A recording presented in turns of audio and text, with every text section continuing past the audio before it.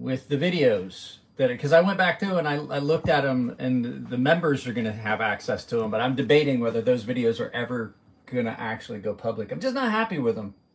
I'm a perfectionist. So I figured we'd do kind of one of these things. We haven't done a Q&A for a while. Let's see here. I know most people aren't expecting a Wednesday live feed, so Wednesday live feeds aren't something I typically do, but like I said, so whoever just showed up, I don't do this typically, but I was going through and I was like looking at the videos. There we go. All messages. I was looking at the videos that I had that were set and that I could schedule and put up today, and I'm just not happy with them. They're just not. I don't know. I may go back and re-edit those videos just a little bit. I'm not happy with them. So where did you go? You were here for a second. Me and the mascot here. Do some Q&A. Hey, buddy. Hey, buddy. So yeah, the what? Hold hands. Say hi. Say hi to everybody. So yeah, the videos. I don't know. It may be. You guys know I've said this before. I do have depression.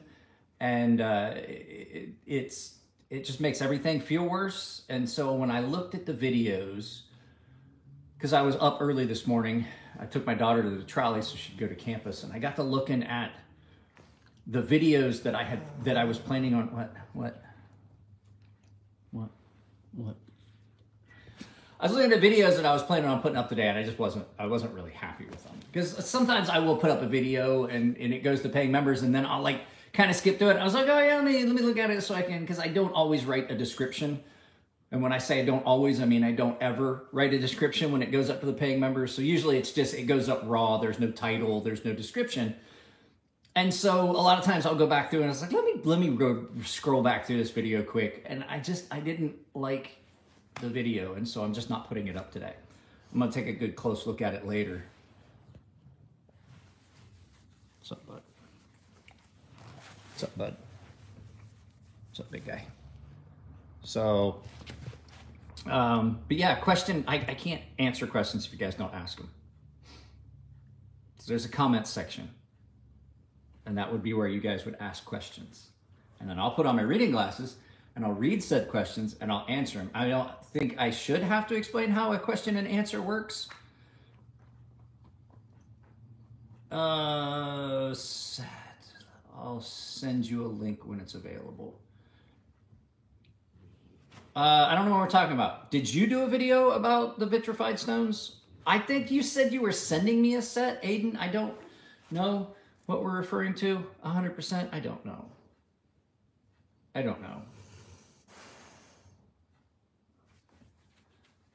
So, I did get, you guys saw it, we unboxed it live yesterday. I got something. I talked with Jeff yesterday about this knife. This is that Tough Thumbs designed Psyop by Vosti. This is a limited edition one. I think this is White Mountain Knives is the only place you could get this one. So we did talk about this yesterday, but I talked with him about it a little bit. I do like this knife. And so I'm probably going to try, the mood I'm in right now, knowing how I felt about the videos that were going to go up today, I don't know how I feel about actually filming. But this is a really, really good knife. I'm impressed with it. It's got a lot of things going for it. I have found that from time to time, there's things about some of these knives that just bother me. And it's on this one, this didn't, as much as I love finger choils, guys, this one didn't need a choil. Like right there, it's fine. And I was discussing this with somebody else, and I got to looking at it, and I think one of the reasons it has such a big choil is because instead of just using an actual compression lock, that button,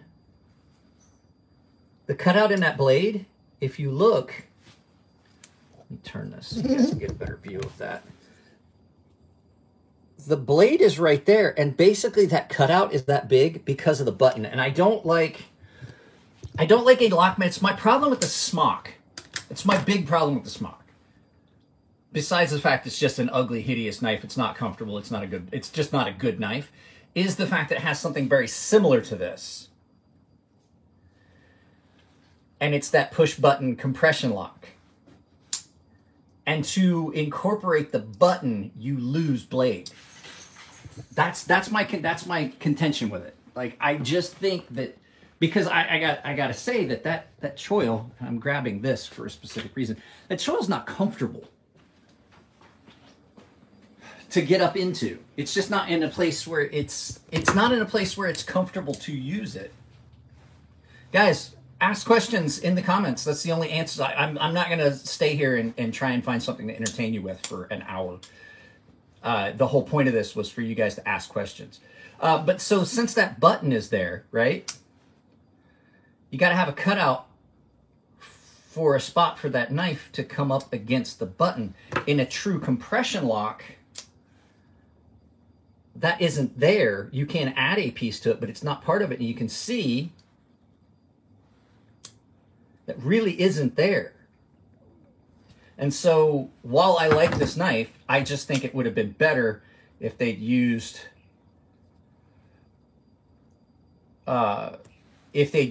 just a regular compression lock or a regular button lock. Habu release date. Okay, so if you guys don't know, if you're here and you haven't ever seen my channel before, my new knife, the Habu, is coming soon. As a matter of fact, I talked with, where's the prototype? Where's the prototype? I just had the prototype in my hand. It's right here. I talked with the sales manager at Katsu Knives, Bruce, yesterday after we got off the live feed. I heard from him that they are working on the finalization. We are under a interim contract through the prototyping phase of this knife. And then I don't support anything. We don't do politics. It's in this login. Guys, if you're one of my moderators, let's keep the political stuff out.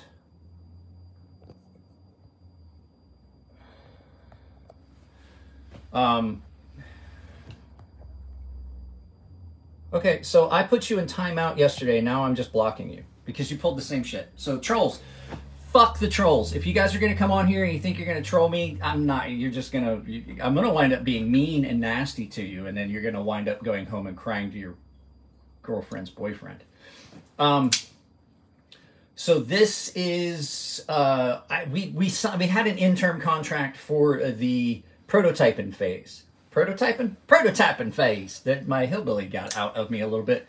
The prototype phase, we had an interim contract. We're signing the final contract for the release of this soon. I should have it next couple of days. They are working on the final knife. Now, this is going to be pricier than my other knife design, which is the Sea Snake.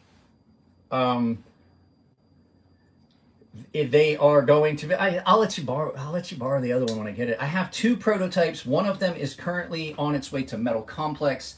There we go. I did send someone to check out, but it's mine, 400. Oh, okay. I thought you were talking about those small stones that you were, I don't know. At any rate, we're going to be signing the contract soon. I know that after that, we'll get the production up and running, but it is going to be significantly more expensive. That was wet. That was a long one. That was from deep inside, and it was not wet. It wasn't wet. You know, I would tell you if it was wet. I'd be like, I'll be right back. Yeah, I'm excited for this to come out. That stinks. That's bad. We have to relocate. We have to relocate. But yeah, this should be coming soon. There's, from what I've seen, 4 different colors. There's the Mars. Ooh, got all jiggly. There's the Mars Valley carbon fiber, like what's on this one.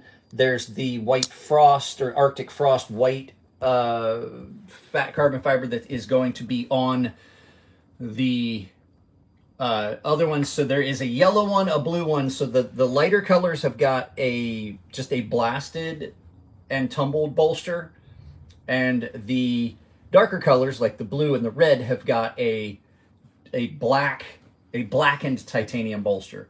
So still don't have a release date, but I do know it's coming soon. These things are so fucking sharp.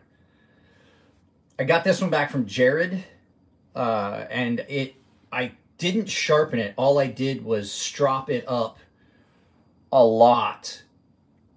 It's going to be 2025 release date. It's probably going to be before my birthday, I want to say. It's looking like it's going to go. They're building them. They're already making them. So this came back from Jared. This is S90V. All I did was strop this up really good on that loaded strop and then hit it on the bare leather strop, the unloaded strop, and it is just ridiculous sharp. Hey, Mike, have you tried out, hang on a second, the Icon knife from D2 from Harbor Freight? I am not a big fan of any of the Harbor Freight stuff. I've seen Harbor Freight knives before. I've never done one on the channel because I just don't recommend them. Their heat treat is so spotty at best.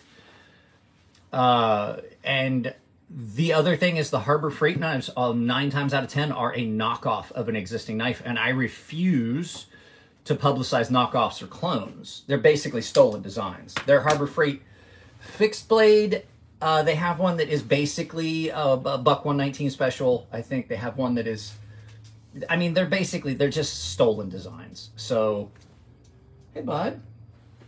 You wanna come up? Come on.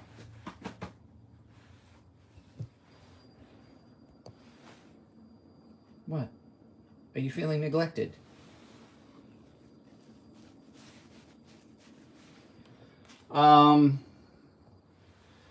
Nice and Pizza. Hi, Crazy Sharp. Hope you are well. What's your opinion on Cold Steel Black Talon 2?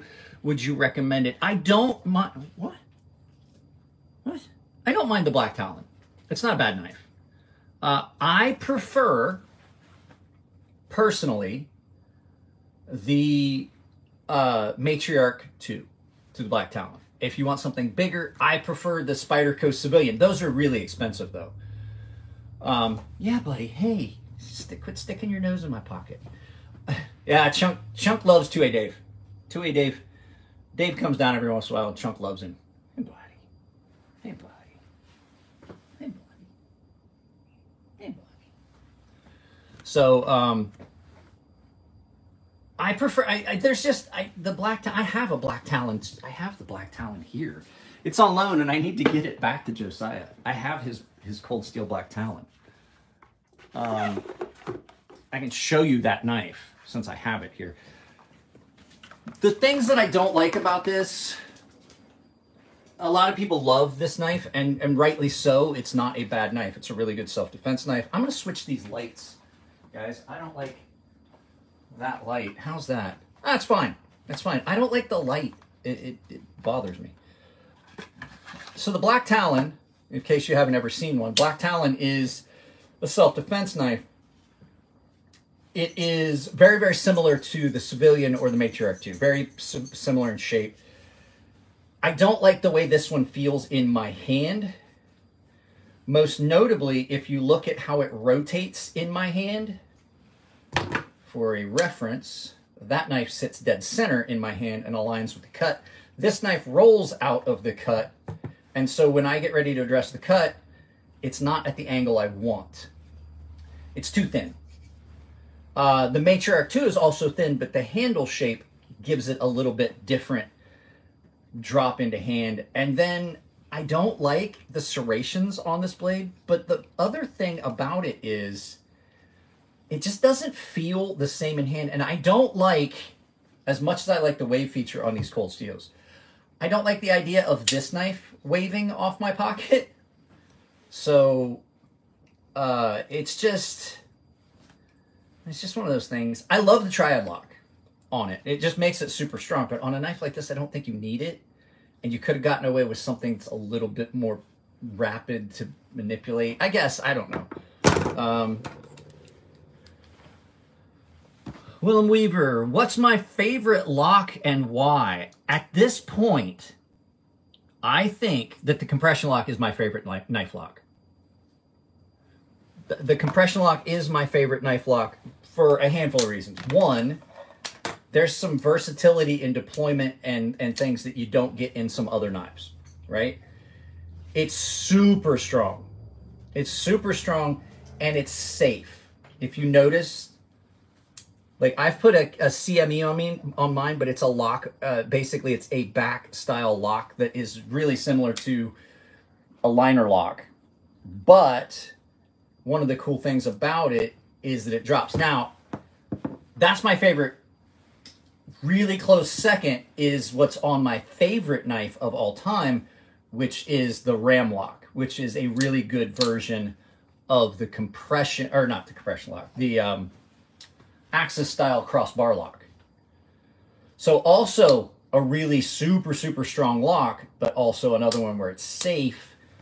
As much as I like these, the fact is your lock is there and I have to disengage that lock and then basically put my thumb in front of the travel of the blade. So as much as these are fun, I love them and I've had them for years and I know how to safely operate them. I find these to be better, right? I find it to be better for safety factor, and they are better for strength. The reason that I like the compression lock more is this one, I can't, like this doesn't have enough detent to flip open, which is common with a lot of the Axis locks. This one has got really good detent. You can flip it, or you can slow roll it. So you're not getting my Norseman. That is still my Grail knife. It's not going anywhere. I love this knife for so many reasons. It's because of others. Do you know the Cold Steel Hatamoto? I have actually handled the Hatamoto. It's a great knife. I wish it wasn't discontinued. It's a really good knife. I remember seeing those in catalogs, and I got to handle a couple of them, and I was like, oh man, I wish I could have gotten one of those. But hey, I don't need any more Cold Steel knives. I don't need any more Cold Steel knives. If you want a lock that is just straight up strength, Triad lock. Triad lock's great. As a matter of fact, for a reference book, I keep coming out here to the studio because this is where the knives live.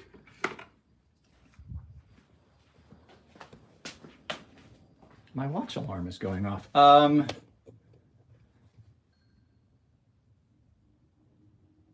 But I mean, the lock that you want is going to be determined, Willem, by what you're going to be doing with the knife. The Triad lock makes a knife as close to a fixed blade as you're going to get. You can actually chop and do things with this lock. Now, if you're an outdoorsman and you want something that you can turn into a camp knife that's going to be the most reliable knife possible, then the Triad lock might be what you want. But as far as for me, the compression lock is just so good. It's so much fun. It's super strong, it's super safe, and with the addition of that, it negates some of the problems that you get on this style compression lock, which is the button, where you don't, like this one does not have that big cutout that you see on this to accommodate for the button placement. So, because the button's not part of that travel. Do I carry neck knives? I don't very often carry a neck knife. Mainly because I just find them problematic. They're kind of in the way. I prefer to wear a knife on my belt. Now, I have, as Dave just pointed out, designed a really good neck knife. However, I don't carry it as a neck knife. So this, let's grab a couple of neck knives here. I have a couple of neck knives that are here. We'll look at those. I don't typically, the reason I don't like them is because they move around and stuff like that, right? So I have a couple neck knives here. This is sold as a neck knife. This is my design. This is the Sea Snake. I don't ever carry it, as you can see, I don't ever carry it as a neck knife. I carry it as a scout carry on the belt, which is how I carry most knives. Now, I do have a couple of neck knives. I have this one, which is the Minimalist, the CRKT Minimalist, which I hated when it first came. I despise this knife. It is hideous. But over time, I've gotten accustomed to it. And I really do like this as a small knife. It's not a great knife. The problem I have is I don't like them slapping around. And I spent so many years in the military working around machinery and stuff like that. You couldn't have any, you can't have anything hanging around your neck. Like I would take my dog tags off, put it in my pocket. And I kind of got to where I stopped. What is that doing in my pocket? I had a knife. I haven't worn this jacket in a few days and I had a knife in the pocket of it. So I don't typically like them. I will carry them from time to time for specific purposes. Like I will carry this Mini Pal, which is a small push dagger. My daughter has one of these. I have one of these, and my wife has one of these. We all three have one. My wife's is in her purse where she can get to it. My daughter's is in her backpack where she can get to it. And I will grab this from time to time and carry it. So a small little self-defense knife. And people are like, that's not enough. I got news for you. That is enough for me to get you the fuck off of me when I punch you in the ribs with it. So the problem I have with neck knives is if you're carrying them in a self-defense role, they are typically an area where I'm going to have to do additional steps to get to it. If I'm laying on my back, it may have fallen back behind me. I don't necessarily like them for that purpose. I'm much more inclined to have something in my pocket that I can carry or something on my belt that I'm going to use for self-defense. Chuck, do you need to go out, buddy? Is that why you're crying? He's over here whining. Let's go take him out real quick. I can answer questions from the yard. I might not be able to demonstrate. I can't go without a knife in my pocket. Everything's sharp. What's up, Mike? What's up, everything's sharp? What's going on? Yeah, I don't like things swinging around. I zipped it the other day, and that's when I was like, never wearing zip-up boots again.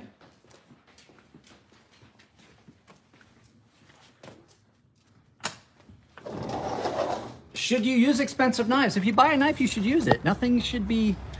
You really should. Like, I don't like it when I see people buy a knife.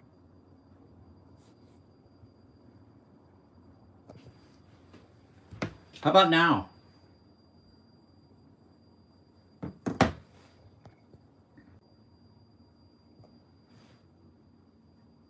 I'm back. Am I back?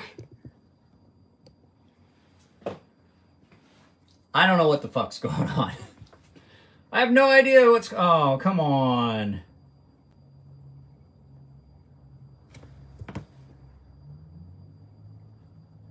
Oh, okay.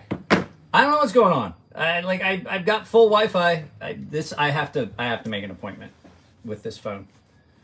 I have to make an appointment with this phone. I was telling 2A Dave, I was on the phone with him.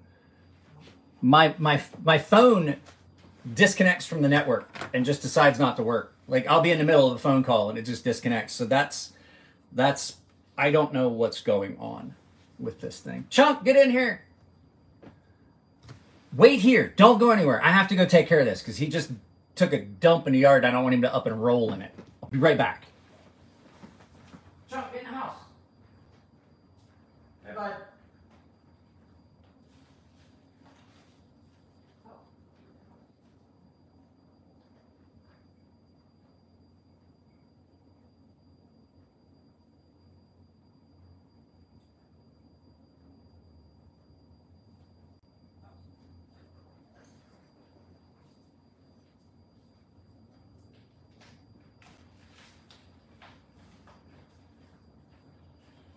Oh, there we go. If it's not one thing, it's another. Holy crap, there we go. Apple don't like it. So what was happening was it would just disconnect from the network. Now, I forget what we were talking about, so somebody remind me where we were at. Oh, should you use expensive knives? Art knives, maybe not. But this is an expensive knife, and I use it all the time, right? So, in my defense, I didn't buy this knife. It was a gift from the maker. So, I can't really say if I had paid full price for my Lumia that I'd use. Yeah, I would have used it. This is a workhorse of a knife. It just depends. Some knives are super fancy and over the top, and I don't know if I would use that. I have had a couple knives. I have a knife. Case in point. You want to see a knife I never use? I have a knife I never use. It was a gift from Elijah Isham. And it is an expensive, really fancy knife. I don't ever use it. And I have a couple other really fancy knives that I do use. Let me see. Let me grab the special. So, okay. So it just kind of depends on the scenario. Should you use expensive knives? This knife never gets used. It's a mirror polished Matt Diskin Revolution Tonto. It's got a Damascus. There's not enough light for that. I gotta take you over to where some light. It's got a Damascus pivot. It's just a gorgeous, gorgeous knife. And it's a hidden switchblade. I wouldn't ever use it. There's no way I would ever use this. I never carry it and things like that. So that's an expensive knife. I think these were $1,000-ish, I want to say. But it was a gift. I do have $1,000 knives that I do use. So it's, it's just a scenario of, the knife. I will use this knife. For a couple of reasons. While it is a really fancy hand-carved knife, it's also a beast of a workhorse knife. It's not something that if anything happened to this, I could not fix. I can't fix a mirror polish on this. So everybody carrying right now, I'll tell you what's in my pocket. I check Amphibian as if you had to ask, and what was in my pocket right before that was this. I have there you go. I have a Norseman. Over $1,000. And I stopped carrying it because I was using it too much. I use it all the time. Some people would say this knife's too expensive. This is a $300 knife. I still use the shit out of this. If you want to get an Amphibian, use my links down below. It supports the channel. But I cannot recommend this knife more highly. It is an incredible knife. But I was also carrying this. So this is that new Tough Thumbs design through Vosti, the PSYOP. We opened this live on yesterday's live feed. And like I said, I typically don't do a live feed on Wednesdays. I'm just not happy with the videos. I may not put up those videos. I may re-edit those videos. This thing's really, really cool. So that's what I'm carrying. And apparently I was carrying this by accident. And you know what? I was looking for this knife. Is it a reverse compression lock? No, a reverse compression lock is a frame lock or a liner lock. It is a button compression lock. A lot like the Smock. So this is a compression lock. Compression locks are on the back. Chrome vanadium versus stainless steel is better. Here's the thing. Most of if you're talking about chromium-based and vanadium-based steels, those are stainless steels. Chromium is what makes a stainless steel stainless. So that question is, are you talking about carbon steel? Depends. Do you want your knife to rust? Don't get carbon steel. If you don't want your knife to rust, don't get carbon steel. This is closer to a carbon steel. This is Crewwear. It's going to rust. ZDP 189, high-speed tool steel. It will rust.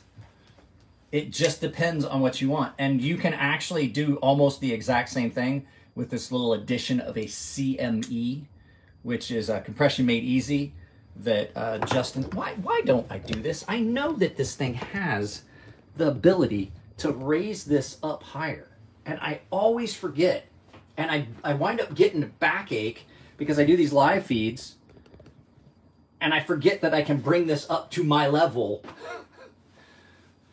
and I'm leaning over it. I forget that I can do this. This little tripod I got when I bought my second camera, my secondary camera, it's just amazing. It's just so many things you can do with it. So much room for activities. I like carbon steel for some things. If you're cutting fruit and vegetables and things like that, carbon steel might not be your best bet. You can impart flavors and you get that irony taste from things, and you wind up with a stone, or not a stone, but a rust mark on what you're cutting, and then you stain your blades. I prefer stainless steel for kitchen knives, things like that. For outdoor knives, some people do say that carbon steel is the way to go. I can't complain about the carbon steel in any of the knives that I have, and now you guys aren't level. What have I done? What have I done? There we go.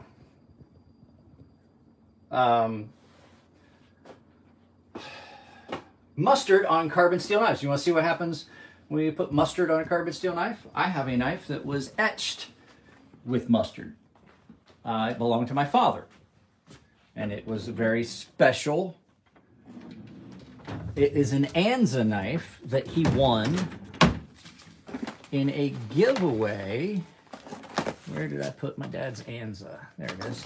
And so they asked him, you know, they said, well, we're going to etch it. We want to put your name on it. We want to put your initials on it.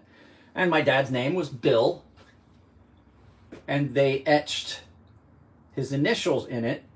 And so this is an old file, and it does have some corrosion on it.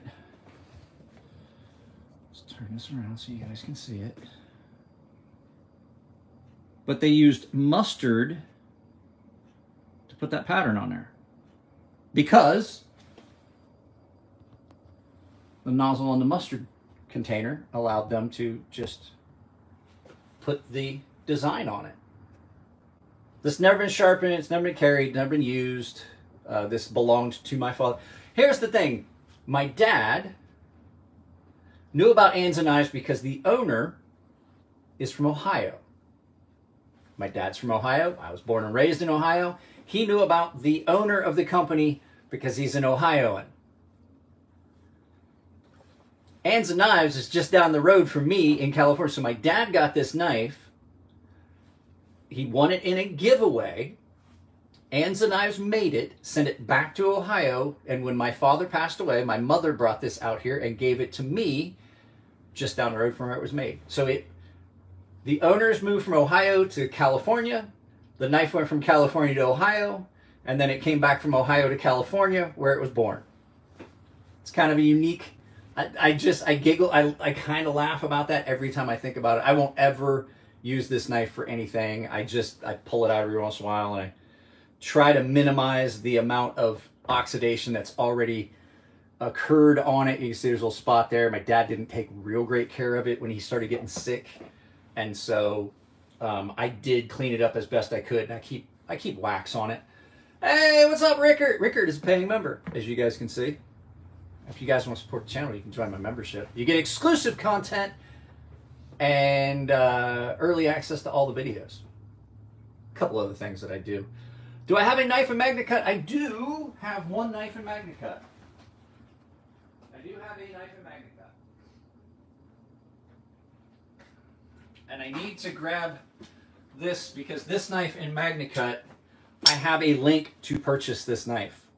This is a really good knife. This is a MagnaCut. This is Jared over at Neves Knives. This is his knife, the Offender. And as a matter of fact, what I will do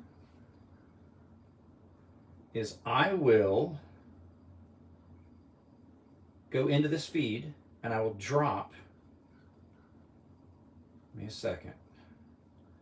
I will drop a link to that knife. I want to get these as soon as I figure out where I where I put the link. As soon as I figure out where I put the link to this knife, MagnaCut's really good for a lot of stuff. For a lot of people, it's going to be a great thing. For somebody like me that's more an outdoors person, it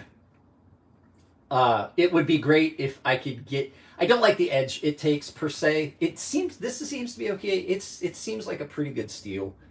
I've been critical of it because of the edge it takes. For me, being somebody that grew up doing outdoor stuff, I find that the edge on it is a little bit fine. It does hold an edge very well. It's really rust resistant. So, like, if you're just doing day-to-day tasks, it's probably a great steel. I don't find... My thing with steels is I don't find a lot of times that some of the more expensive steels really are worth it. I find that I gravitate to some of the more affordable steels. I'm trying to do something here. I'm trying to drop you guys a link to that. There we go. Paste. That comment right there, this pinned message, is a link to this knife. So, it just depends. It depends on what you want out of a steel. If you want something that's really rust resistant, it's going to hold an edge for a long time, it's not too difficult to sharpen, and you're going to sharpen it at a lower grit, then MagnaCut's probably great. I just find S90V and some other steels, like Dave said, Cruwear, they might not be as rust resistant.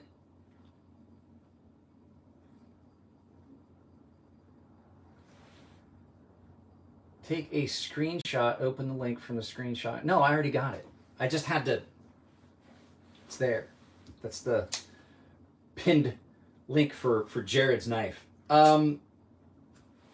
There's a lot of steels out there, and it depends on which one. Like, I like the AUS 10 in this knife. It's really rust resistant. It's been really impact resistant. It's held its edge pretty well. What do I think about D2 steel? D2 steel's good if you can prevent it from rusting. I have a big problem with D2 steel. I make it rust a lot, like to the point where it's just almost unusable. If I have a knife that I get that's in D2, if I really like the knife, I will go out of my way to find a way to protect it. Most of the time, back in the day, I would put a ceramic coating on it. Now I use beeswax. So I'll use beeswax to protect it, and I bought these. Take you guys with me. I bought some of these here recently, which are these little sticks of beeswax. So on knives that I have that will rust, like D2 and Cruwear, I put a coating of it on this. ADCR V2 is another steel that will rust pretty readily, or oxidize pretty readily. I've managed to keep almost all the oxidation off this. I did have to take a small piece of felt. Little tip: if you want to remove a little bit of rust, but you don't want to use something aggressive, felt. Get a piece of felt. You know the little things that you put on the bottoms of chairs so you can slide them on your tile floor? I use those. And then I'll just take it and I'll just rub at the rust a little bit. As long as it's not deep, it's just a little bit of surface oxidation, it'll take it right off. Then I reapply some beeswax. ADCR V2, I have my, great little knife. Here's another steel that I have really fallen in love with. Talking about steels, but the super steels are good for a lot of stuff, right? If you're looking for specifics in a steel, the fact that there's a lot of steels out there are great. I just have personally found, for me, there's a handful of steels that just always seem to work for me. 14C28N. 14C28N is great. 12C, which is, they're both Sandvik steels. They are both designed for use in knives. They're both great, right? They're more affordable. I like the edge they take. They've got pretty good edge retention. They've got pretty good rust resistant. They're just a good all-around steel. It is that's Dave said, the best budget steel. You don't have the problems with oxidation that you have in D2. That's a steel that works. M390, 204P, 20CV, I love those. Almost every knife I ever made was made in 20 CV. It's just a great all-around steel. This is in M390 MK. It's a great steel. It would be considered a super steel. It's got all those elements to it. I love the edge this takes. It takes an insanely aggressive edge.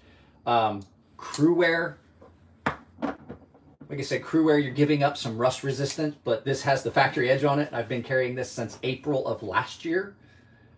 And as you can see by the lines on it, it gets used a lot. So that's not like a streak of like something. Now I'm trying to get it back in the light the right way. That's not like a streak in wax, in the wax that I put on a blade. That's where I have scratched the surface finish of that blade with cardboard and stuff, and it still is screaming razor sharp. So that's, no, here's a threat. Get the fuck off my channel or I'll kick your taint so hard that your butthole and your balls kiss. That's a threat. Would I do that? No, because that's not a promise. Troll the channel too much and I'll kick you off. That's a promise. That's a promise versus a threat. I'm not going to tolerate trolls. So, ooh, yeah. So the different steels have different qualities.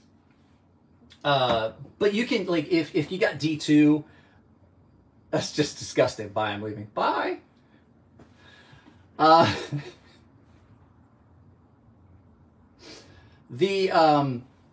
the best thing for it is these are these little sticks. They're just basically chapstick. It's beeswax chapstick. If you want to spend the expensive for the Burnt Bees chapstick and use it, but this is basically just, it's beeswax. It's basically a beeswax chapstick. You screw it out just like you would a chapstick. And then you just put it on the steel and it leaves it it leaves a coating on the blade and it won't rust. So now that I can't coat it, but that's one of the best things you can do for D2 or any steel that's going to be a little bit more, hey, what's up, Tri-State EDC's here. It's going to leave you a coating on that blade that's going to be something that you don't have to worry about, like it's food safe, things like that. It's chapstick. Only it's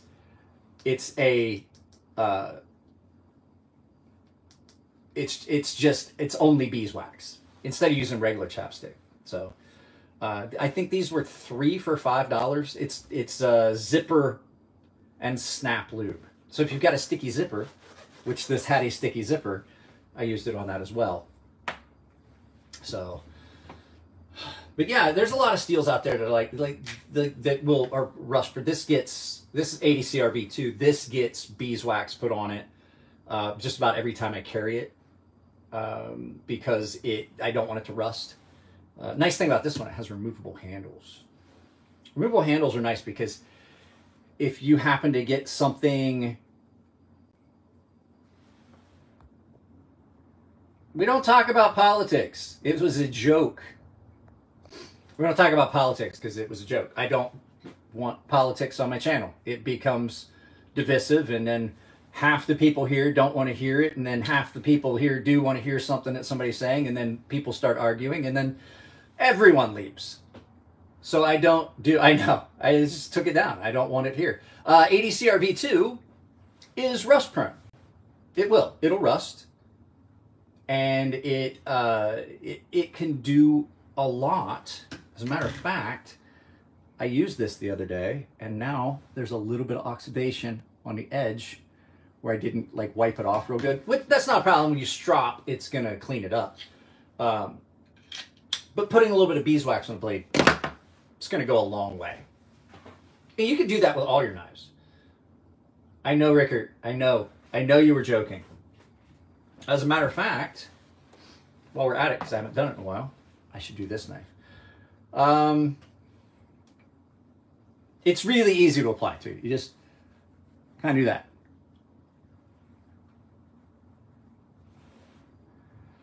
You didn't get in trouble. I didn't kick you off the channel.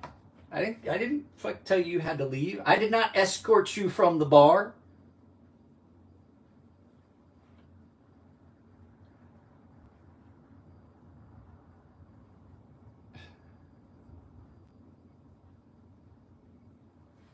What, you're going to stop by every quarter? Once a quarter. I gotcha. There we go. A little bit of beeswax in my dad's prized possession. The nice thing about putting some beeswax on it, you've now got a protective layer. As long as you're in a fairly dry climate, it's fairly dry-ish here in San Diego, I can keep it in the sheath and not have to worry about it. Now I live close to the ocean, so we do get some damp nights, but it's typically not to the point. Now, if I was back home in Ohio where it's so humid that it's trying to breathe through a towel in the summer, I would not leave that knife in its sheath. I use a combination of beeswax and mineral oil for blades and wood. Beeswax and coconut oil for leather works great. I use neat's foot oil on leather, but I don't like mixing mineral oil in with the wax because it makes it thinner. It makes it a thinner coating, and it's actually it doesn't wipe off as easily.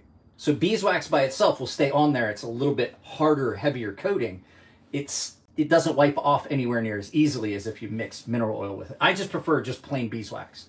I have a blade wax, and my problem with it is it's not just beeswax. It's got coconut oil and almond oil and beeswax, and it's gone rancid. And I don't want that. I don't want anything like when you start adding coconut oil will go rancid. Almond oil will go rancid. Beeswax will never go rancid. And if you've ever smelled rancid oil, I threw away that tin of blade wax because I had put it on my cane sword blade. And I opened up the cane sword and I was like, well, that stinks. Why does that smell funny? And so I was like, I pulled another knife out of the shop. I was like, well, that smells bad. And I was like, okay, this is ridiculous. And then I opened the tin of that and it smells rancid, like rancid cooking oil. And I was like, okay, I'm just not going to use it. And I threw it away and I took it off all those blades and I went back to just using plain beeswax because beeswax will last forever. It will. When you start mucking around and adding things to it, you've taken something that is completely stable for, like beeswax and honey will last forever. They found honey in the Egyptian tombs that was still edible. They were sealed with beeswax.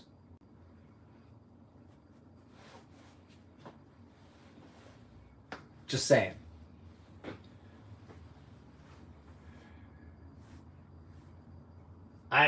I don't know. I'm just telling you that the one that I have that's mixed with almond oil and coconut oil went rancid.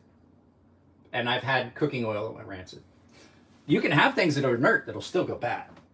It stinks. I had a capsaicin oil that I used. It was a lot like this one. Similar to this one, which is a hot oil or hot chili oil. I didn't even think about it, and I got it out and was going to use it. I was like, well, that stinks. So, but I mean, I do know that that's a different animal. But yeah, it's one of those things. It smells bad. I don't like it, and so I threw it away. I just only am using beeswax. You can put a coating. Like this has a coating on it. Now, Elmax doesn't necessarily need a coating, right? Elmax is super rust resistant, but a PVD coating or ceramic coating, I don't like it, but Cerakote would work. Cerakote's a thicker coating and it adds friction.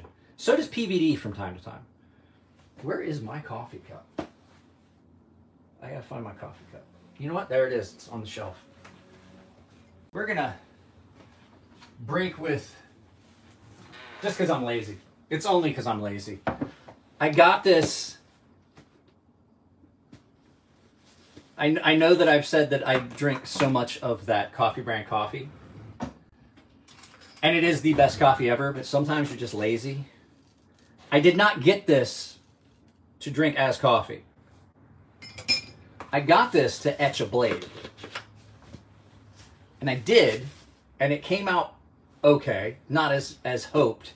But you can etch a Damascus blade with this. I had a friend that asked me if I could do it. It came out okay, but I had a lot of this left, and I was like trying it, and I have to admit, it's not as bad as the instant coffee I remember my grandparents drinking. I got an instant boiler over here.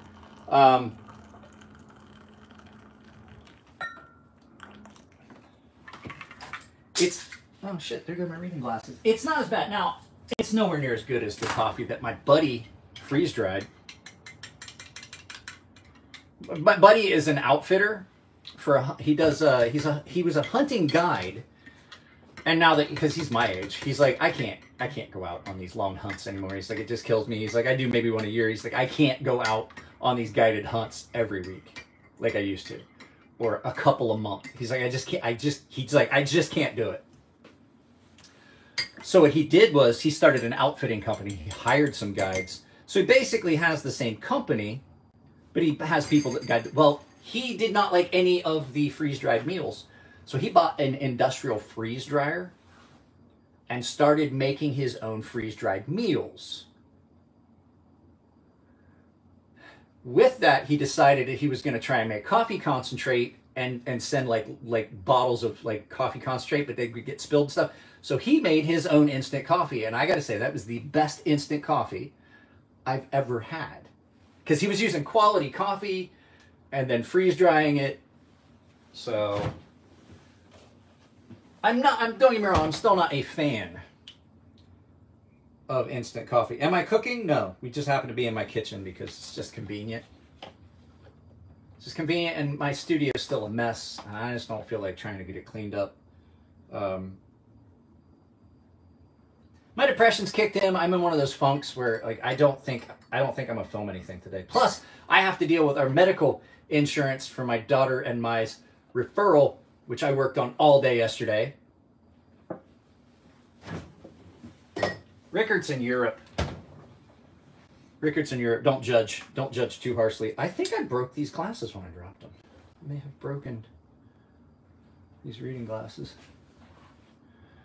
Olive oil is horrible, goes rancid fairly quickly, relatively if used on leather. And yeah, I don't recommend. I use Neat's Foot oil on leather. It'll last forever. It doesn't go rancid. It's really good on leather belts and boots and things like that.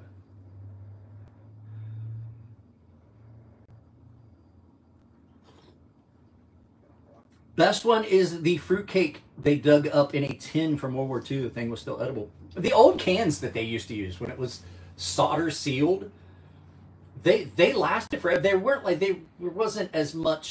done the same way as ours. They were much more resilient. And on top of that, they were still using lead in the tins, and lead is, say it with us, an antimicrobial. It for years was used to prevent mold and microbial infections. It's not good for you, but that explains why it would still be. So is copper. Yeah, but copper, I don't know if you know this, copper tastes fucking horrible. You ever get like copper impregnation into something you're eating or drinking through like a bad liner? Or even worse, if you've been scrubbing verdigris, which is the green stuff, off of copper, and then you smoke a cigarette. So when I was younger, I was in the Navy, and the sprinkler systems were all made out of copper tubing.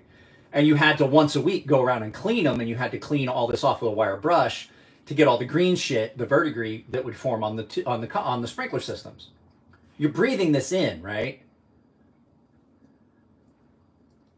Literally, you would go smoke a cigarette and it would taste sweet because of all this shit that you had just inhaled and eaten. Like, we didn't wear respirators and masks, and I'm probably gonna have a vicious case of some weird COPD. And whiskey from copper does taste good, but you can also get copper poisoning,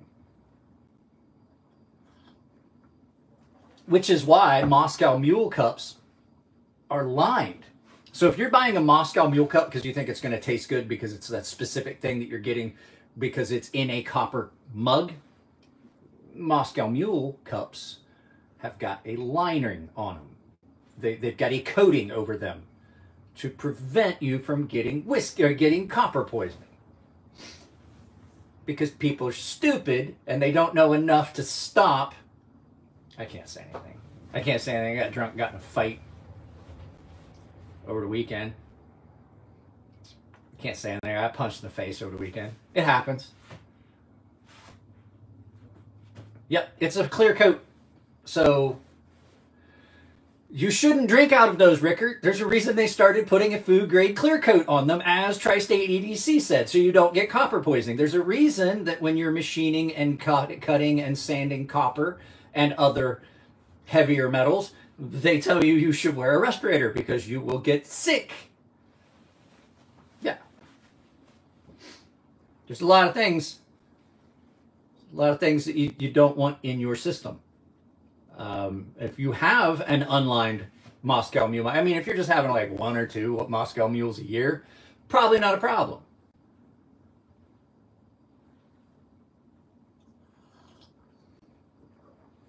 It wasn't a big fight, but I thought I was gonna have a black eye, but I do have a tender spot on my face where there's a spot where I did get struck. It was a, how do we put it? It was a heated discussion. And with every heated discussion, there's occasionally the proper application of force is required. Because I definitely hit the other person more times than they hit me. And I ended the discussion. The heated discussion was over at that point. And I have a sore hand. It was a scuffle. It was the VFW, so scuffles at the VFW usually don't last too long. They get broken up pretty quick. But I was able to make my point known much more clearly than the other individual.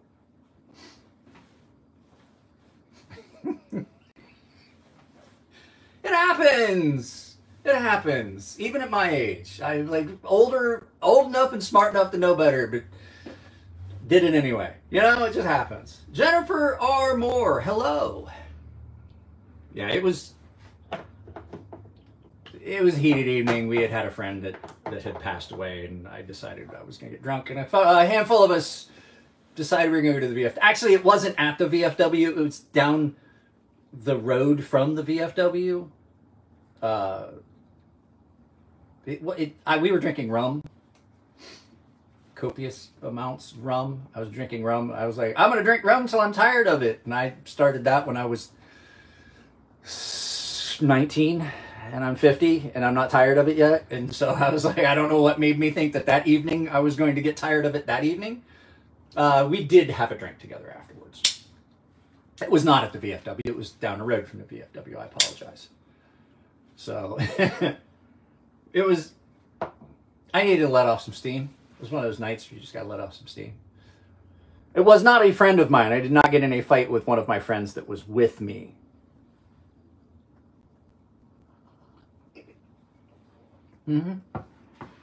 Like just a few days ago. What was it? Saturday night, Dave? Was it Saturday night I got back and I told you guys about that?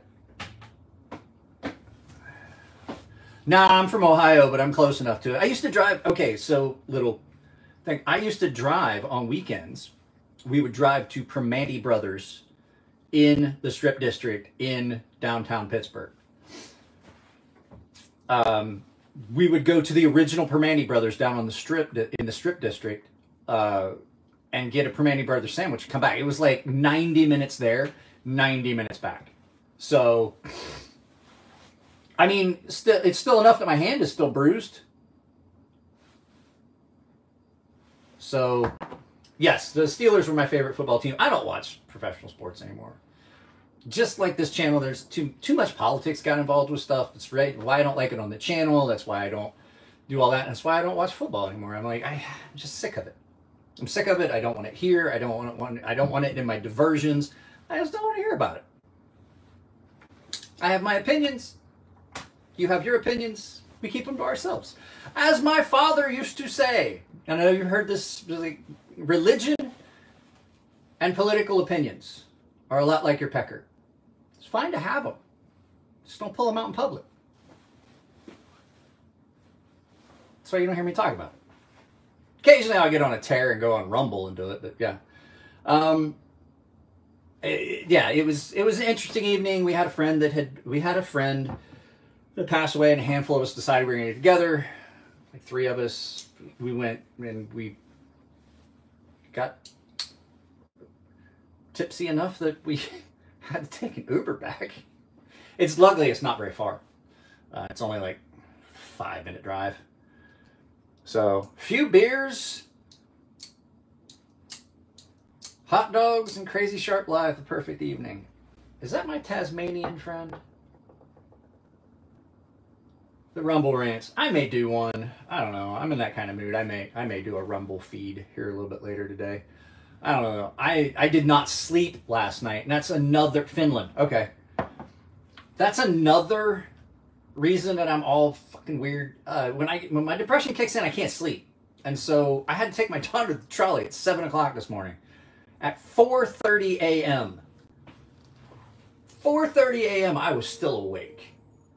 And so I'm like, yeah, I might have to, I know what it is. Like I said, I just lost a friend and stress. The new job was supposed to have already started. I just got word that there is going to be a start date. I'm going to get a hard start date by the end of the day. And then I wasn't happy with the videos. And so everything just kind of all together just has turned into me feeling like I don't want to do a video today. I was going to film. I thought about it yesterday. I was like, oh, there's so much stuff I could film. And then it just all started to kick in all at once. And I'm like, it's one of those things when you have, so not to get on a tirade about this, but if you have depression, you know how this is. It's like a snowball rolling downhill. It just gets worse. And then everything on top of everything else just gets worse. And I probably should grab my other device and, well, how about that? Should probably text my therapist and say I need to schedule a phone call. So, I couldn't sleep, and I just don't feel like filming, and there's stuff I need to be doing and filming and doing for the channel, and I'm just not. And I don't want to get in an ugly cycle where I start begging you guys to drop super chats because I see my revenue dropping and things like that. I don't want to get into that cycle, and that's where it leads. It just turns into this, and I think I just have to. I think I need to just take a couple days. I recognize this. I feel like I'm chained to that studio that you see behind me. That's the problem with YouTube. It just gets to a point where, like, if you're relying on it for income, you feel like you are stuck, like you feel tethered to it, like you have no other choice. You feel like you have to be out there all the time, and you give up on things that you need to do for your own mental health. You give up and pass up on things that your family needs, and you give up on time with your family to try and do stuff out there because you think that that's what you've got to do. And if you have depression and a history of any type of mental illness, YouTube can be really, really bad for you. And I've recognized that, and luckily I have a therapist that is a retired combat Marine that then went to school and became a psychiatrist, an actual psychiatrist. And he's amazing because he's the first mental health provider I've had that accepts me and not tries to bend me into a role. Like, so I asked him, I was like, okay, so we're doing the face-to-face, the ones and this and that. I was like, so when are you going to have me start doing group therapy? And he goes, oh, no. He's like, group therapy is a great tool. He's like, I'm not going to lie to you. Group therapy is a great tool. He's like, but you are not the kind of person that I would put in group therapy. And I was like, what? He goes, you would be detrimental to the group in general, and I don't think it would help you at all. And I was like, okay, I like this therapist. I like my psychiatrist. He's a psychiatrist. I don't need a psychiatrist, but he just so happens that's who I got paired with, is he's an actual psychiatrist and therapist. And I'm like, this is great. He goes, yeah, no group therapy. He's like, you are not the prime candidate. He's like, you would be detrimental to everyone else in the group's mental health. He's like, because you are a smartass, for one, and two, you're going to tell people things in that group intentionally. He's like, you're going to be that guy's like, what can I say to get this guy to run for the razors? Like, he's like, you still have that military sense of humor, and you, because I'm not being seen at a mental health, I'm not being seen at a military facility when I see him. It's his private practice. And I'm like, okay, I'm good. I don't like group therapy. And he goes, why? I was like, because I fucking hate people. He goes, see?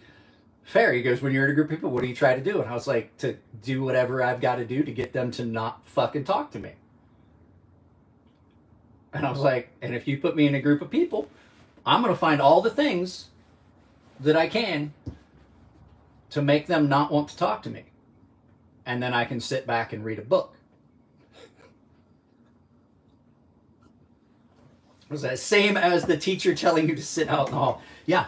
I mean, he just recognizes it's probably not. It's much better for me to get one-on-one. Maybe if I get to a healthier place. The screw in these reading glasses comes loose. Every pair I've ever had. And I mean, I have 5 pairs over there, and there's 1 pair in there, and there's a pair upstairs. The right hand arm, the screw comes loose on every pair. And I think it's just a design flaw, and I've got to go grab a small screwdriver. I even Loctited them. I Loctited all the screws on them. To come out here and grab my jeweler's screwdriver set. Let's see if I can do this without tipping you guys over.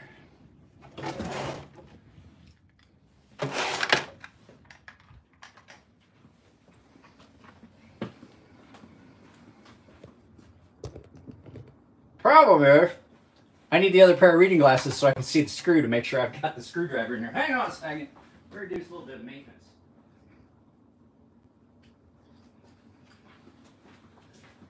How you know you're old? You got to put your reading glasses on to fix your reading glasses. Yeah. Screw came all the way out. I don't get it. Damn, that's my story, man.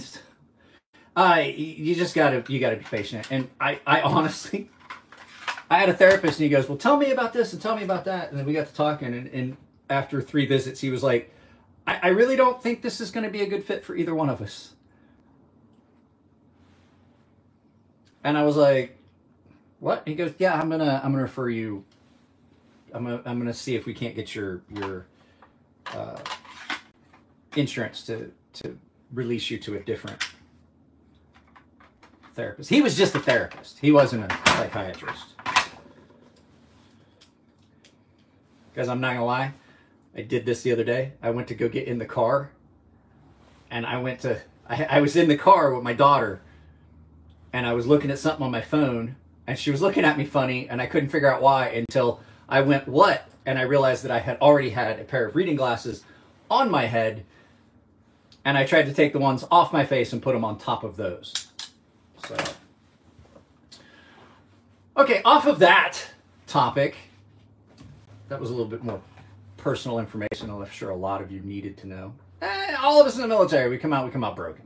This happens. This happens when you get to do something so enjoyable for so many years. It really does. I worked inside a 3-story gun. It was a blast. And it's for you. It's going to pose some issues with your mental health and your physical health and stuff like that. This is more and more becoming a knife that I absolutely cannot recommend highly enough. Cole, if you're still here, this is not a knife that you're going to want to hold. Because this is 12 inches overall length, 5.5 inch blade length. Oh no, that's not the sword. This is the smaller one. To put it in perspective, I know you've seen this knife. I think that's 9 1/4. Frenzy's a big one too. This one's big brother is out in the studio. That broken tractor must have been a real problem. What was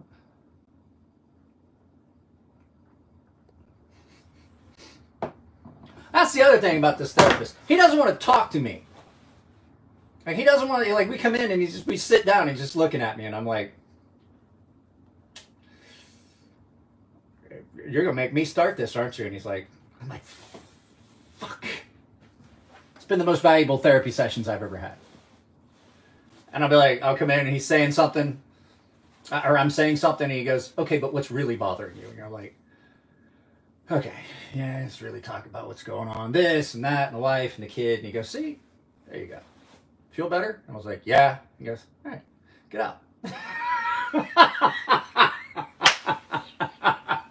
Hang on a second, Cole.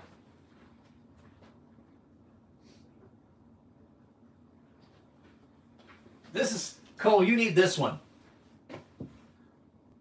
Because you need to try this one at least once. I'll let you borrow it. I love it.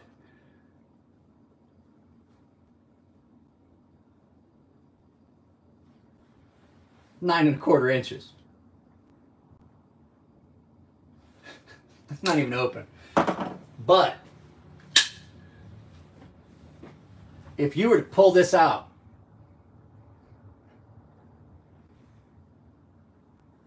I had to film it outside. Cole, did you see the video? I actually taught myself how to do multi-angle shots. A lot of cursing and swearing involved in that. 2 cameras, running in sync, recording video, and I was recording audio on a 3rd device, and I synced it all together. There was a lot of cursing and swearing involved in that, but it came out okay. And it's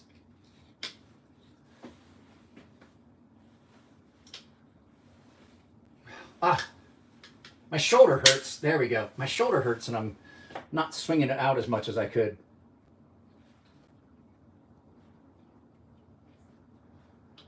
Yeah, I'm not doing it very often. It was a learning experience. It's something that I can start using more in the future. Having the wireless microphones, and the reason we're not using the wireless microphones today is, well, I still haven't charged the receiver, and I'm lazy. And so it's just one less thing that I have to do for this live feed. The live feeds like this don't have to be, they don't have to be perfect. But if you're having an argument with somebody, you just happen to pull that out of your pocket while you're having the argument and just like start trimming your thumbnail. Like, yeah. What was that? Oh, I'm just trimming my thumbnail. They're probably going to think twice about continuing the argument. They're like, did he just pull a sword out of his pocket?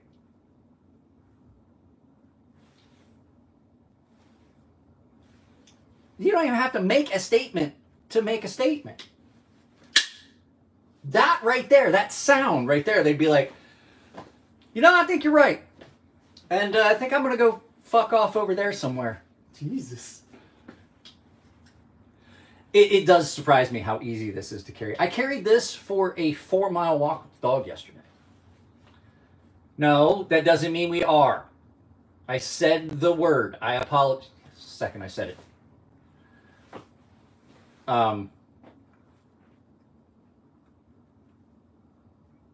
Yeah, I carried this on a 4-mile walk with the dog. And it was absolutely comfortable to carry. This one, you'll put it in your pocket and forget it's there. I actually have put this in my pocket. This one, not as much because it's so heavy. It's like 14 ounces. This one, I've put in my pocket and then been looking for it. Like, where did I put that? I wanted to use it for a short one day, and I was looking all over the house, and then I was like, oh, it's because it's in my pocket. It is amazing how well this is, and then this one is super well balanced. Like, the balance point, it's just perfect. So this is the best Cold Steel knife they've made. The largest bottle. I like the XL because it is so crazy and over the top and fun, but this one's just about perfect. It is one of the best knives I own. I am so surprised at how much I've fallen in love with this. And then once it got broken in, and if you guys watched the video where I polished that, it is so smooth. Like, it is, I don't want to do it, but it's getting to the point where it's almost drop shut. It is an incredible knife. This one's just fun. This is just a for fun knife. For funsies. So, I will tell you that I absolutely love how this knife feels. Absolutely love how this knife feels in hand. This is, I talked to Jeff, Tough Thumbs. I talked to him yesterday after I got this. And I was like, bro, this is really good. And like I said, the only fault that I found so far with this is the fact that because that compression button lock, the button compression lock has to have that button on the internals, you wind up with this great big cutout in the blade because it doesn't really need it. This is one of those few knives that I don't think really needs a choil, because when you get up in that grip right there, it's great. But when you get up in that, it's not as good, which is kind of out of character. It's still really good. I just feel as though I'm going to catch because I'm not all the way. It's because it's all round. It's all belly. It's all belly all the time. Who's got questions? Who's got questions? Oh, yeah. Double tap the screen. Drop a like.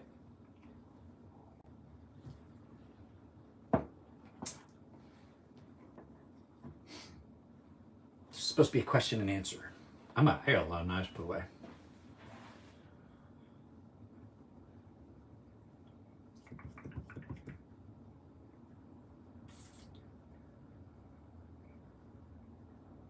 I'm waiting until somebody asks a question, in case you guys haven't noticed. I'm like just standing here, waiting on a question. Any word back from Elliot on that Mordax? So I got one thing from him. He said that, so just to fill you guys back in, to fill you guys in on what's going on. So Spitfire there sent me a text yesterday with a picture. He bought one of the Button Lock ProTech Mordaxes that they did for drop. Back when it was mass drop and then drop, when Elliot did that run. And he had some questions about it, and he was afraid that it maybe was fake. Now, what Elliot told me is it's possible that that's a replacement pocket clip, but he said that all of those had flat top screws instead of domed screws. And he believes all the pocket clips were black. And my question is that logo that's engraved on the handle does not look anywhere near as crisp and clean as I would expect coming out of ProTech and the kind of quality control I expect. So those are my questions about it. He hasn't gotten back to me about that yet. But I honestly don't remember if they had that logo on them. So, like, I'm just waiting on him to take a look at those pictures. What was this? Has Cold Steel been improving over the years? Cold Steel has kind of stayed at, like, the same quality level for a very long time.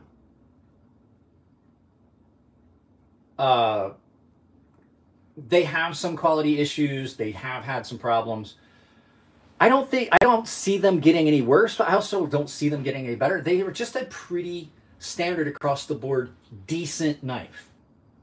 And it's reflected in the pricing. These are under $200, so are these. So you're not getting a lot of bells and whistles. This is just a pretty plain, more baseline style knife, which is what they're really, really good at. There's some companies that just stay within what they're good at. Cold Steel has made some really... Cold Steel has made... Sorry, I'm trying to read these. Cold Steel has made some really cool knives with some really cool handles and stuff like that, like the Pendleton Classic with the micarta and the liners and just that beautiful samurai blade. Some of their knives are just stunning in appearance, but still really functional. This style knife that they do, which is like the G10, and then a steel that typically would be considered a substandard steel that they just do an amazing heat treat on, they've always been in that sector of their knives just amazing. They always have been. Their designs are always functional. They're always well done. They're always easy to carry. And they're not that expensive. And a lot of people flipped out with the GSM buyout, but the fact is, the only thing that changed was the ownership. I talked with Lynn Thompson about this. From the man's mouth. When GSM purchased Cold Steel, they continued to be manufactured in the same place that they were made before they were sold. So basically the only thing that changed was who owned the company, whose name was on the checks. So they are really good at what they do, and their quality really, I don't think, has changed perceptibly either way in the last few years. So what do you use those big knives for? Camping out there. So this is a good everyday carry knife for a bigger guy. Like I said, this is a 12-inch knife. Surprisingly, you can use this knife for so many things, just day-to-day use. It may be illegal where you live and things like that, but it also would make a good camp knife. This absolutely has the case for it to be a camp knife. I was able to do a bunch of chopping and things with it, and the fact is, it gives you a much more effortless thing, and you've got more you can do with this in the weight and everything, because this is lighter than a lot of the full tank fixed blades that I would carry, but you're getting about the same amount of blade and chopping capability and things you can do. But then you can just fold this up and put it in your pack. You don't have to wear it on your belt. It's not uncomfortable. And if you pair this with a good camp hatchet, you've got a really good setup.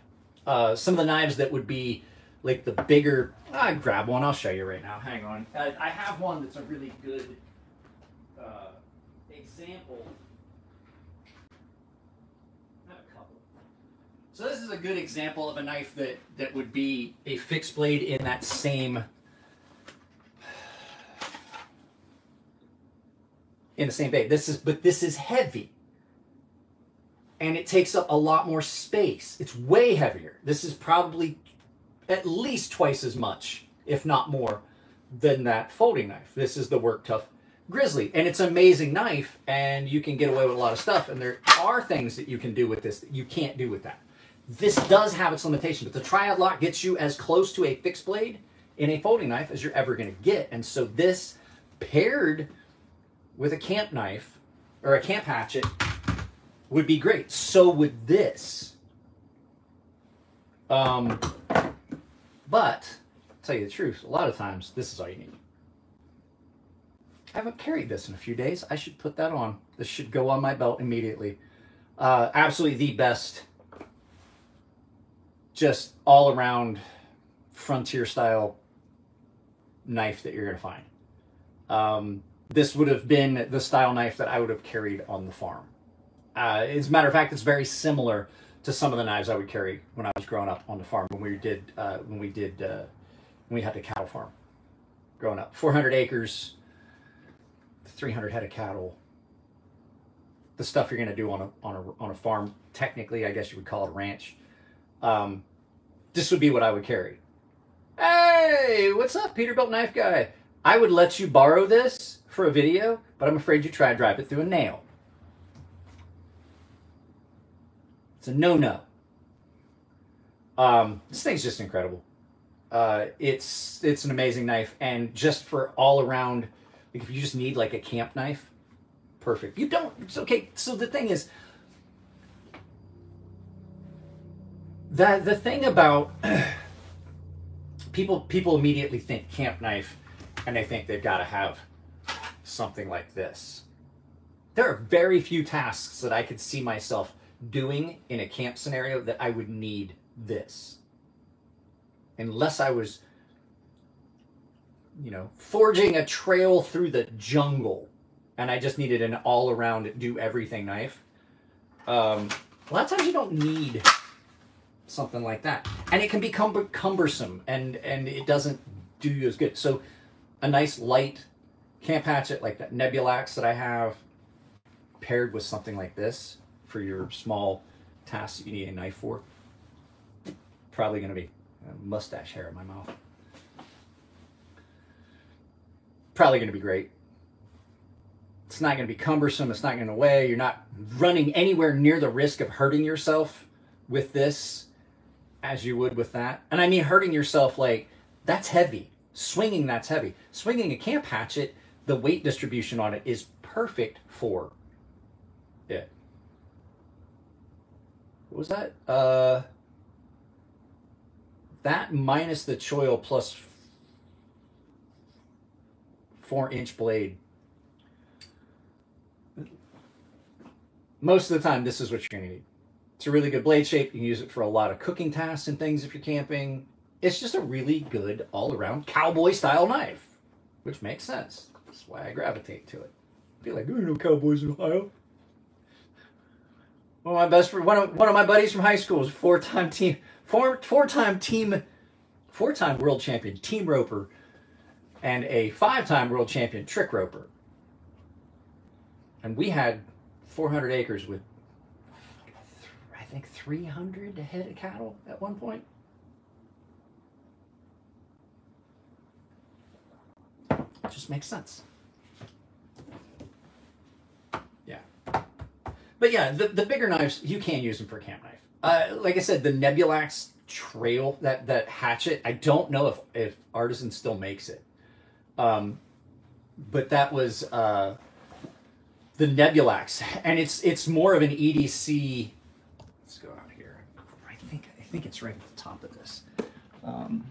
Right at the top of this basket of things here. Yeah, it's right there. So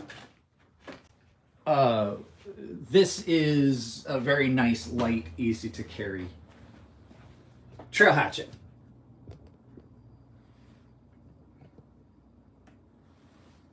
So I never had a bullwhip. We did have a cattle prod. So we switched from calf cow to dairy when my grandfather got older, because I'm not gonna lie, I was good and handy on a horse, doing a lot of stuff on that farm, but I was not good with a rope. I wasn't. I was never gonna be a team roper or trick roper. I was just gonna make a bunch of noise and head them cattle in the right direction. I know my limitations, and so when my grandfather got older, he decided that while it is a daily grind to do dairy, it's not as physical. So you give up the really laborious physical part of cutting and just doing all the things, getting cattle for auction up onto a trailer, and just all the things that you have to do on a calf cow ranch. You give that up just for dairy. It's way easier. The cattle are way less rambunctious, less chance you're going to get hurt. It's just all around easier physically, but you never get a day off. Ever. So this is the Nebulax Camp Hatchet, or they called it an EDC Tomahawk. This is a great addition to your camp stuff. You can do things with this, getting up on it. You can do planing and things like that, draw cutting and things like that with this. And like I said, the combination of these two would be all I would need camping. I'm not one of those guys that's doing survival camping, bushcrafting, where I'm out for days and days and days without anything.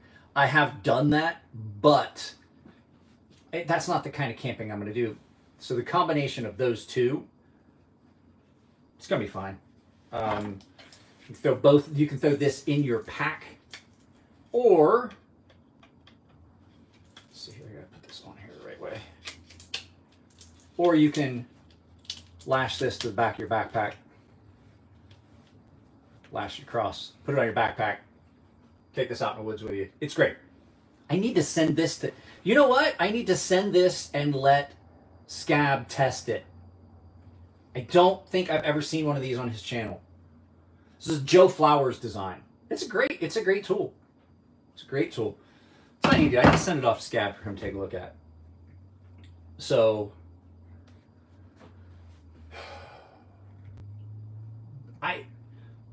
there are times that a big knife, there's a case for having a big knife.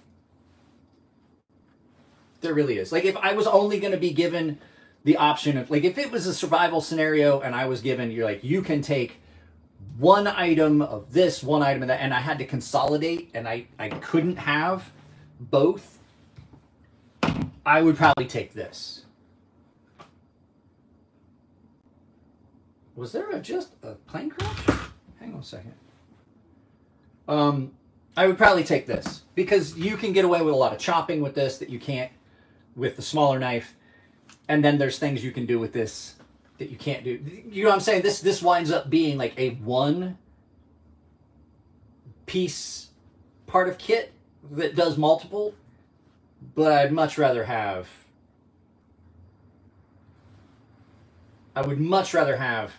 two things that do, like this does everything okay.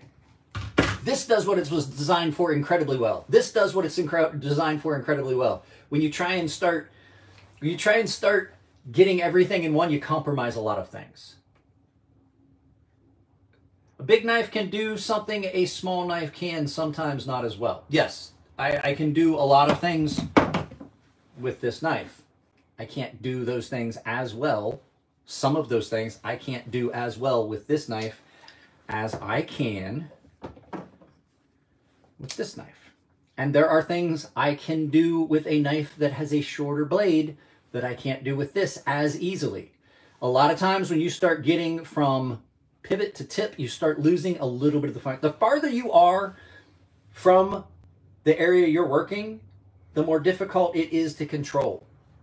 The only time you want more distance from where you are to the end is in a rifle, because the longer the sight picture, the more accurate you're going to have. So the longer the distance between the sights, the more accurate you're going to be able to control that weapon. That's the only time I can think of anything that I would take in the outdoors that I would want it to be longer, that I'm farther from the dangerous end. Because this, while it is an incredible knife, for me, I don't find as functional as the PM2, because the PM2 is a little shorter. You have a little bit better control. That's why, sorry, I didn't mean to get so loud. That's why skinning knives have a short stubby blade and a big handle. You've got more control. The closer you are, you have more control. And better muzzle velocity. Yeah, the longer. It depends on the caliber of the rifle. If you were using something like a very low velocity, very like you can lose some in the barrel. You can. But typically, yeah. Which is why that 44 Magnum of mine with the big 8.5-inch barrel is more accurate than the other one that my dad owned that had 4.5-inch barrel.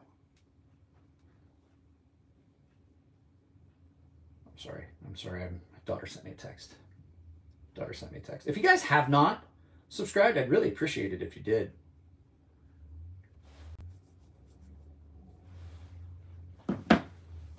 But on a 45, I think that my 45 has a 4.5-inch barrel. 12 crafts, 3 accidents.